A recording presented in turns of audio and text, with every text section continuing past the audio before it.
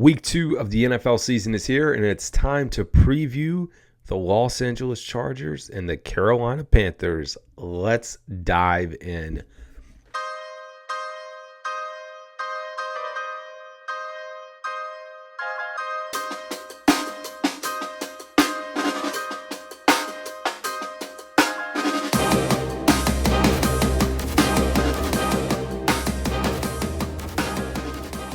What is going on, folks? Hey, if you're a Panthers fan or Chargers fan, it is much appreciated if you hit the subscribe button, or if you're listening on an audio podcast platform, wherever you get your podcast, to follow the show. That's the only advertisement that I run. Just a simple, hey, follow, subscribe, like. Let's get into it, folks. We are here in week 2. And, what a week we had in Carolina. And I like to level set for a few reasons. I know there's probably folks out there that listen to all my content. It is very much appreciated for the folks that do tune in. I know there's probably folks that sporadically, like, oh, I'm going to listen to him today, and or fans that pop in for one episode, fans of other teams. So I like to kind of start at ground zero to work our way up. So I apologize to the diehard fans that follow me in the show. You may hear some repetitive stuff when we do some of these pre-games, but hopefully you'll still find it insightful. So try to put a little bit of twist on everything I've talked about up until this point. All right, time to get into it, folks. Carolina Panthers coming off a week 1 beatdown, 47-10 against the New Orleans Saints, division rival. They didn't look good. At any point in the game. I've talked about the field position game. New Orleans Saints had a 14-yard advantage. The turnovers that led to points, the poor coverage on punt returns, special teams, poor defensive tackling, poor coverage, busted coverage, communication. I mean, we could go on and on. Most importantly, Bryce Young, lack of a running game. It was the worst case scenario for the Carolina Panthers, and they got dismantled. Highest scoring game between the Saints and the Panthers as far as most points scored by an individual team, and largest margin of victory. None of those things are good for a Panthers fan and this Panthers fan base, and it's been a wild week. After the game, I was very, very upset. I mean, I didn't even get mad during the game, but after it, you're just like, is this it for Bryce Young? Like, is this really it? Is this what we get 17 games in? This is what he's going to show us? It just was not what anyone expected. So here we are. We got fan base asking for Andy Dalton. They want Andy Dalton to go ahead and come in and play. And others that are still riding with Bryce. And I think whatever stance you are, it feels like the Panthers, and Canales said it today, like they're going to keep riding with Bryce. I wouldn't anticipate a change, if there was a change, until later in the year. And even at that point, like, what's the purpose? Unless you, because in the scenario where you pull Bryce, you have to feel like you've won a few games and he's the one holding you back, and maybe there's competitive football to be played that you think you can win with Andy Dalton to get into the playoffs. I think there's just too many factors. And to be honest, when we talk about Bryce Young and the state of him, he seems shot, defeated. I don't know, man. I saw it after the presser in the post game. Saw it out there today when he was talking to the media. I'm not going to say he doesn't have it, and I know he's a different type of quarterback and he's not as vocal, but man, you struggle on the field, you're struggling off the field, you're getting a lot of questions. It's hard, man. It's hard. I'm not going to harp too much on that because we got a lot to get into. We do have the good old Los Angeles Chargers coming into town. I did joke with my man Randy Slack on X, and I said, well, he was tweeting out one talking about Cincinnati Bengals. I know we're talking about Chargers, but he's a Bengals fan. And the Bengals are hosting a watch party at their stadium while the Bengals go on the road. And they're playing Kansas City, I believe, this week. Big game there. Hopefully if Joe Burrow his wrist works and he can pick up a water bottle. But they're traveling there, so they're having fans at the stadium because it's an away game. And I joked with him that, hey, they won't even have to do that when the Bengals come into town to play the Panthers, because it technically will be a home game for them anyways. That's my early projection. Now, with the Chargers and the Panthers, I think both of these fan bases are at the bottom of the league, at least when it comes to, and I'm not going to say fan support because people do travel, but support, like we've seen other teams take over the Chargers Stadium. Raiders, good example. Justin Herbert even talked about it being loud there in their opener. We've seen numerous teams take over Bank of America Stadium, but with this game coming up, I do not have a fear that we're gonna see more Chargers fans. I'm not saying we're gonna see a packed house. I just don't think we're gonna see more Chargers fans than Panthers fans. I'd love to be surprised, but it's hard, when they move from San Diego and go out to Los Angeles, you lose a good portion of the fan base, not all. So kind of just tying those two together. Anyways, we got some football to talk about. Los Angeles Chargers coming off a victory over the Las Vegas Raiders. They won 22-10. It was a pretty close game. Went back, watched some of the highlights, not some, but watched the highlights, 10, 11-minute clips. If you are a fan of that and maybe you don't have Red Zone, or you just want to watch some football, it's the best thing. YouTube puts out the clips, and I'm sure it's elsewhere, but YouTube's the easiest point to access. You can go out and watch it. I know highlights aren't the whole game, but it does give you a good sense of how the flow of the game went. And saw some good things and bad things from both sides, but hey, they won the game. They pulled away late. J.K. Dobbins was a monster. Justin Herbert, not spectacular, but you get the job done. Saw some production from Lad McConkey. Overall good game, defensive side of the ball. And I don't know what kind of is going on with Las Vegas as we, the Panthers, preview in another week the Las Vegas Raiders as they travel out west. So two AFC West teams back-to-back. But we got the Chargers coming into town this week. I think it's good to start with the injury report. Let's level set on where things are. We'll start with the Panthers. Two notable injuries that came up in the injury report. Johnny Hecker got injured, and Jadeveon Clowney. I guess, since this is my refresh recap for Chargers fans, Derek Brown, our best defensive player, is out for the year. Towards meniscus against the Saints. Didn't know about it till after the game when he got home. He's out for the year, which stinks. It really does. But you have our punter out. He played through the game. And then Jadeveon Clowney. That's scary to have Jadeveon Clowney out when we have absolutely no pass rush at all. A few notable folks on the offensive line. So Robert Hunt and Damian Lewis. Yeah, I don't know why they have Robert Hunt listed as a tackle in this injury report summary, but he's a guard. But our two guards that we paid big money for in the offseason are now on the report. They were limited participants though, so better than not practicing.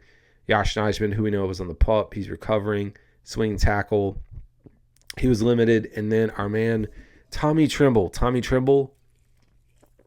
starting tight end, back in the mix. He was a limited participant. It'd be great to see him out there. We know Ian Thomas is on IR as well. Jadavion Sanders didn't have a bad day. Don't think he had a good day. And I think there were definitely moments where we saw him, because we know coming out, strengths for him, he's not a pass blocker by trade. Great route runner, pass catcher, but pass blocker, run blocker, not so much. He got leveled a few times. At least there was one clip that I remember that I saw. It's pretty significant. So the Panthers, at least, they've got a lot of folks banged up because you have guys on IR, but for the sake of this, not nearly as many as the Chargers. With Chargers reporting quite a few, and I'll go through the list. So Joey Bosa was a limited participant battling the back. Junior Colson's on the report. He was a full participant with the knee. Alohi Gilman, safety, knee. He did not participate. Hassan Haskins, running back, was a limited participant. Khalil Mack was a limited participant, and it says NIR rest. Josh Palmer, wide receiver, limited participant. Denzel Perryman, remember him, Panthers fans, limited participant. Asante Samuel Jr., full participant. Tarib, still full participant. And then Jasir Taylor did not participate. So quite a few there. And I tell you what, man, Chargers defense, in my opinion, I mean, Harbaugh's got this team running. It's only one game in, but they seem to, just listening to Harbaugh in the presser. I mean, this dude, I do wonder why the Panthers did not consider him. And I like Canales. I just wonder why we didn't give it a go or try a little bit harder to lure him in here. And I know I wasn't in the camp of pulling him in. Now, I went on the show yesterday. I gave you an update on some of the injuries. I think, the most notable thing right now is outside linebacker Charles Harris, who we signed, is now on the active roster. And Felipe Franks is back on the practice squad. We talked about Mike Boone and Alani Johnson being elevated. So if we go out for the Carolina Panthers, because that's who we focus on, that's the podcast, offensive side of the ball, it should be relatively the same this week with Deontay Johnson starting. I'll tell you this.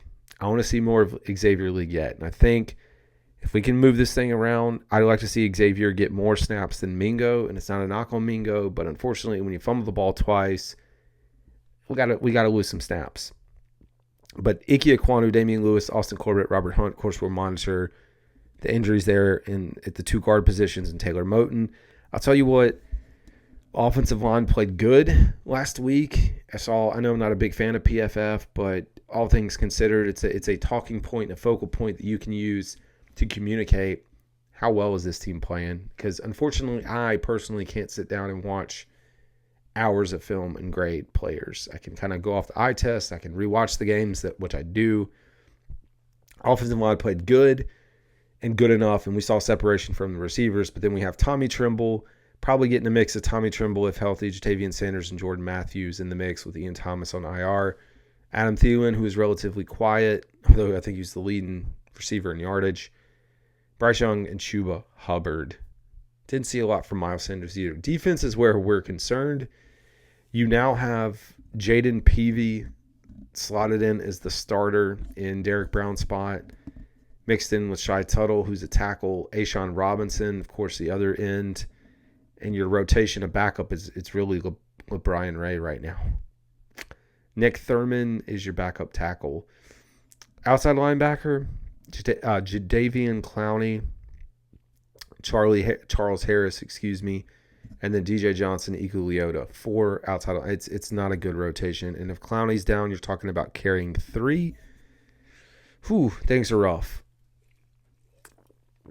And I would like to see Iku Leota get some more reps. He was the only sack last week. Outside linebacker got a sack for the team. We didn't see a lot out of Shaq Thompson or Josie Jewell.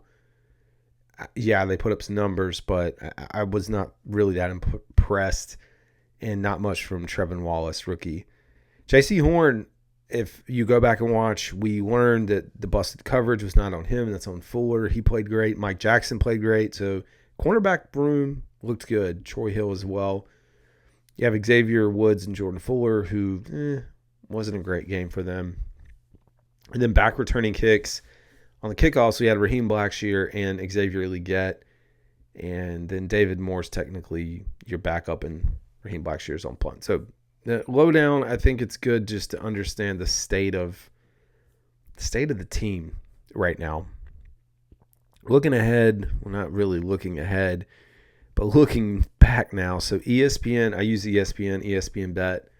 I don't bet, but ESPN Bet for some stat lines. Chargers open this game as 3-point favorites. They are now 6-point favorites, which it's actually gone down a little bit to 6. They got up to 6.5. They're now 6-point favorites. Over under is 39.5. I would not be surprised if it is much under that. I mean, I feel like if the Panthers are playing, you got to take the under until they prove they can put up points. And I don't know that I'd have them covering the spread here, but 67.4% chance, according to the matchup predictor via ESPN, for the Chargers to win. 67.4. It's a 1 o'clock kickoff on CBS. Now we're going to take a look at a few things. One, let's go back. There's a few notes that were published by the NFL, which I like to share as much knowledge as I can.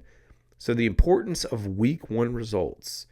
Since 1990, this is directly from the NFL, history has shown that teams that are victorious in their season openers are more than twice as likely to advance to the playoffs as teams that lose their opener. So 54.2% make it. However, an 0-1 start is not impossible to overcome, as 25% of teams since 1990 that lost their opener advanced to the playoffs. 4 teams did it last year, and the Buffalo Bills, Houston Texans, Kansas City Chiefs, and the Pittsburgh Steelers. So there's hope, man. But getting down 0-2, that's probably next week they'll probably have a stat talking about teams that are 0-2. You start stacking losses, playoffs, they become a whole other thing. And I don't even think Panthers fan base we should be thinking about playoffs right now. Let's think about winning a game. Dynamic special teams. So with the introduction of the dynamic kickoff for the 24 season, teams recorded 1,548 kickoff return yards in the opening weekend. It was more kickoff return yards than any week last season and the most in a week since 2002. In week 1, 33% of kickoffs were returned. So that was up from 21% in week 1 of last year. And then there were 21 made field goals of 50 or more yards in week 1, surpassing week 3 of 23 for the most in a single week in NFL history. That's pretty big, man. Now, we're not going to get into it, but it is they did put some, unfortunately, Chargers fans and Panthers fans, we're not going to be a marquee game, which I think we all know this. It's just going to be our fan bases tuning in to watch. But you have Bengals and Chiefs, the rivalry there. Should be a good game. Buffalo at Miami kicking off Thursday Night Football. New Orleans at Dallas. I think that's going to be a good measuring stick, at least as I look at it, for the NFC. Is New Orleans for real? Can they replicate what they did? Is Dallas for real? You have Tampa Bay at Detroit. I really like that game. It's a rematch, right, of the 2003 divisional playoffs. San Francisco at Minnesota. Hey, both 1-0 teams there. Christian McCaffrey still battling. And then Seattle at New England and Chicago at Houston. Ooh, that's a good one. I know CJ Stroud didn't play well, but I like that. Take that matchup. Now let's dive in here. Going back, looking at week 1, like I said, Herbert didn't light it up. He was 17 to 26, 65.4% completion percentage, 144 yards, 1 touchdown, no interceptions, and 92.5 passer rating, which is great. It's only 1 week or 1 week into this. You have 22 points per game right now for the Los Angeles Chargers. They put up 316 yards, gave up 296. Like I said, J.K. Dobbins, I mean, he really was their leader. Had, oh my gosh, only 10 attempts, which I did see the long run, but 10 attempts, 135 yards, 1 rushing touchdown, 3 receptions for 4 yards. Ladd McConkey stepped up, 5 for 39 and a touchdown. Quentin Johnson, 3 for 38. And hey, Hayden Hurst had a few catches as well, put up decent production. Unfortunately for Panthers fans, we're not going to see DJ Chark.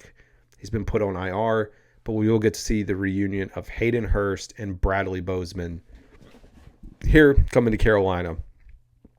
On the defensive side of the ball, Khalil Mack leading the way with 1.5 sacks. Joey Bosa with 1. On the defensive side, Ford has 1 interception. Again, we're looking at the Chargers, and J.K. Scott averaged 40. Oh, that's punting. I thought it was returns for a second. I was like, good gosh. What is that? That's a lot. 47 yards per return. Cameron Dicker had 1 extra point and 3 field goals. On the Panthers side of the ball, 10 points, 193 yards of offense, gave up 47 points, 379 yards. It was a mess. 13 to 30 was Bryce Young, 43% completion percentage, 161 yards, 2 interceptions. And I mean, he was right over 50 yards in the first half. 32.8 passer rating. Adam Thielen led the way with 49 yards, 3 receptions for 49. Mingo had 2 for 40, also the fumble. Xavier Legette, I think, led the way with catches with 4 for 35. Had a few pass deflections. Like I said, Iku Leota was the lone sack. Punting-wise was not great, man. Johnny Hecker, like I said, had a bad day, 38.2 average, probably the worst, but sounds like he was hurt too. And then Eddie Pinheiro was 1 for 1 on PATs and 1 for 1 on field goals. Bryce Young passed, like we said, 161 yards and had his first career rushing touchdown in week 1. And his 2 of his final 3 home starts, he has a 90-plus passer rating. So playing a little bit better at home. He still hasn't won on the road. Chuba Hubbard, on the other hand, I mean, it was like skill player-wise, not great for Adam Thielen, Xavier Legette, Deontay Johnson, any of those guys. Defensive side of the ball, same thing on that side. I talked about Herbert. He had zero interceptions in 5 of his 6 road starts last season. Completed 35 of 49 attempts for 330 yards in the last meeting. He's aiming for his 8th win in a row versus the NFC with 2+ passing touchdowns in that mix as well. So there you go. I mean, there's really not many storylines. I guess regular season, Carolina leads the series 6-1. They've won 4 in a row. Jim Harbaugh, man, his all-time win percentage, 700. He is 45-19-1 as a head coach. Dave Canales is officially 0-1. Let's take a look at this. Let's stack up the rankings here. We talked about, I mean, at this point, when you're really looking at 1-game sample size, there's only so many things you can talk about. Talking about points per game, yards per game, yards per play on the offensive side of the ball. So they're averaging 5.9 to Carolina's 3.5. We talked about the scoring, takeaway difference, and the turnover margin there, which is not great. I mean, Carolina gets a muff punt at the end and kind of flips it, but really it was 3 turnovers to 0 in my mind. I mean, you're talking about a punt return muffed at the end of the game with like a minute, whatever it was, left, which wasn't that great.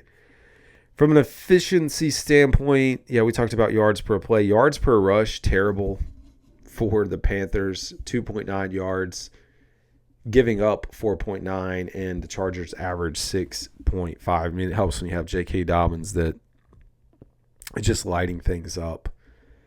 Coming into this game, man, this is the part where you kind of take a step back and stop diving into numbers and data, stats.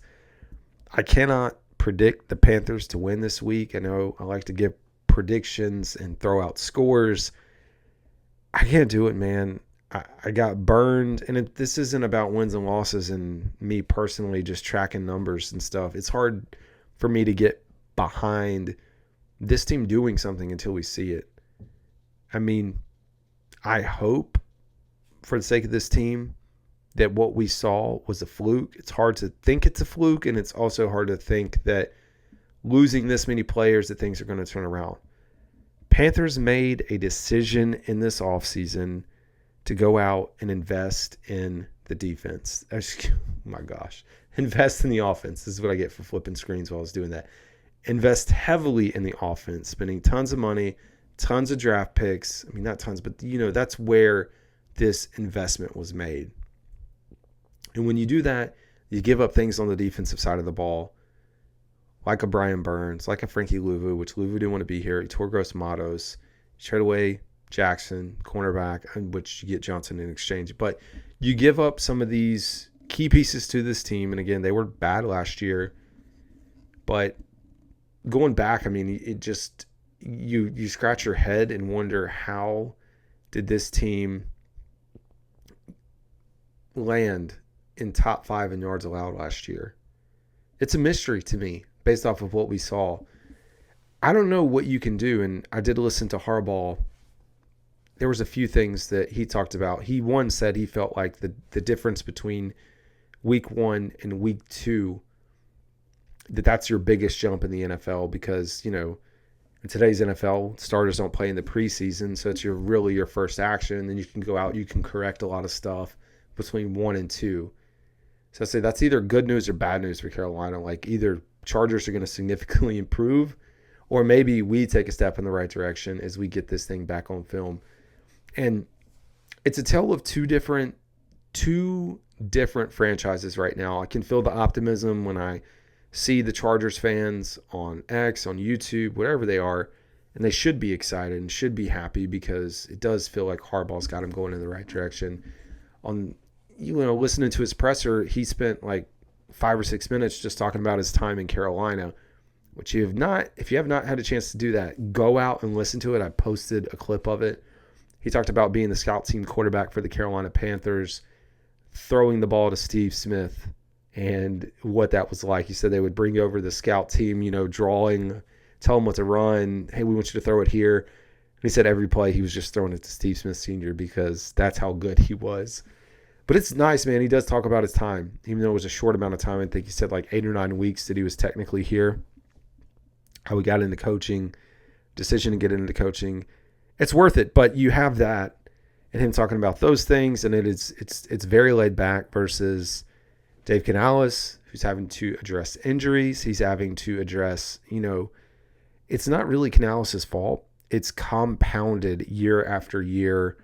And I know the fan base feels it. I know the fans feel it. There's even, talks of people wanting to bring out the brown paper bags already. Like this was a conversation that came up last year.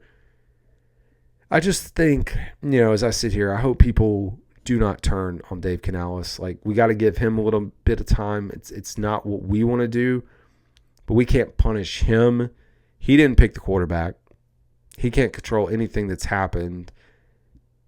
I know there's a history here, but it's out of his hands. So we just have to let Dave Canales be Dave Canales and put in hope that Bryce Young really is going to be the next quarterback, man. And the cat's out of the bag. I don't know what you say. It's not looking good. I even saw someone throw up, and I reshared it from NFL and CBS Sports, put out a clip of the first 17 starts for Bryce Young compared to Zach Wilson, compared to Jamarcus Russell.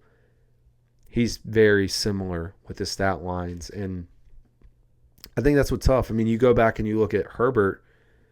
He put up 144 yards. Like Bryce Young had more passing yards than him. Now, Bryce was in garbage time, but you just feel a little bit different, at least I do, when I watch some of these other quarterbacks play in comparison to Bryce. And it's not saying that Bryce can't do it or he won't do it and he can't prove people wrong, but he's got to show it now, because if not, when we get into the offseason, the Panthers will strongly have to consider bringing someone in for competition. And I don't know if that's drafting or bringing in a veteran, someone that can truly apply pressure that isn't an Andy Dalton, that's a little bit older and really is here to mentor. Like we're going to need someone that can push Bryce Young.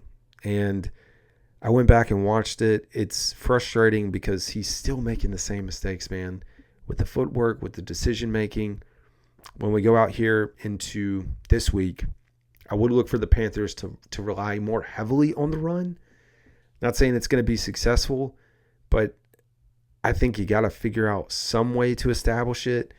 And I've said it, Dave Canales' success in Tampa Bay, it hinged on the run game.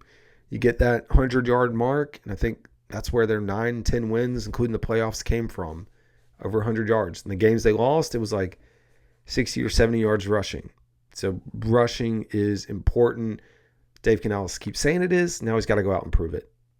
And that's the only way. So I guess as we close this out for a final prediction, one, I'd love to be wrong. I'd love to see an upset. I look at the 6.5 points. I think the Chargers can easily cover that. I'd love for the defense to be a little bit better this week, so maybe a 28-point range. Panthers maybe score a little bit more and become competitive. So, 28-17 Chargers over the Panthers. And hey, folks, if you enjoyed this episode and hung around, I appreciate it. Please follow the show. Like I said, I will probably have a few more clips coming out here, and we'll keep this thing going. So until next time, folks, this is Carolina Dad. Y'all have a good one.